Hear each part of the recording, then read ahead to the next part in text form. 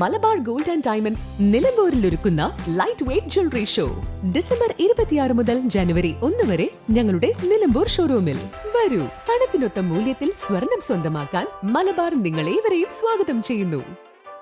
മൂത്തേടം പഞ്ചായത്തിൽ ഉപതെരഞ്ഞെടുപ്പ് നടക്കുന്ന 7ാം വാർഡ് പായിമ്പാടത്ത് UDF തെരഞ്ഞെടുപ്പ് കൺവെൻഷൻ നടത്തി. ആര്യടൻ ഷൗക്കത്ത് MLA ഉദ്ഘാടനം ചെയ്തു.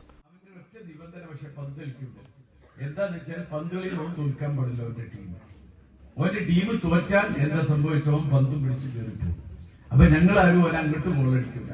ഇതേ സ്ഥിതിയെ CPM-ന് ഇപ്പൊ അവസാനം തോറ്റപ്പോ പാരഡി പാട്ടുകൊണ്ടാ തോറ്റത് എന്നപ്പോ അവർ കണ്ടെത്തിയിരിക്കുന്നത്. നിങ്ങളൊന്ന് ആലോചിച്ചു. എന്നിട്ട് അതിന്റെ പേരിൽ കേസെടുക്കുക.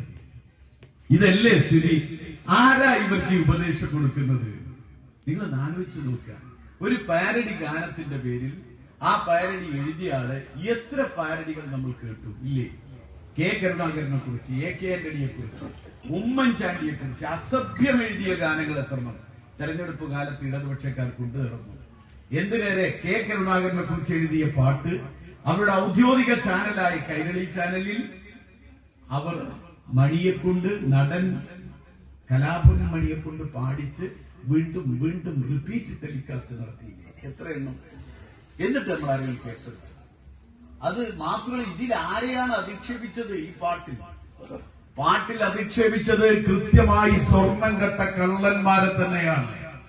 അതിന്റെ പേരിലാണ് കേസെങ്കിൽ ഞങ്ങൾ വീണ്ടും വീണ്ടും ഞങ്ങൾ ആവർത്തിച്ച് പാടുന്നു.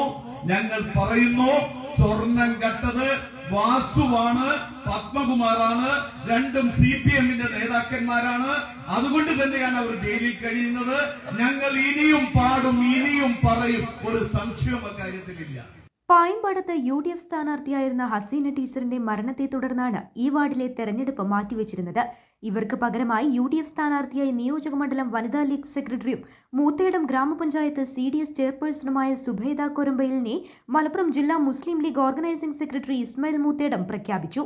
VP Jaleel, P Ashraf, NK Kunjunni, Jasmal Puthiyara, K Shihab Jubi തുടങ്ങിയവർ സംസാരിച്ചു.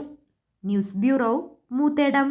സ്വന്തം ഹൈസ്പീഡ് ഇന്റർനെറ്റ്, നമ്മുടെ സ്വന്തം ഇന്റർനെറ്റ്.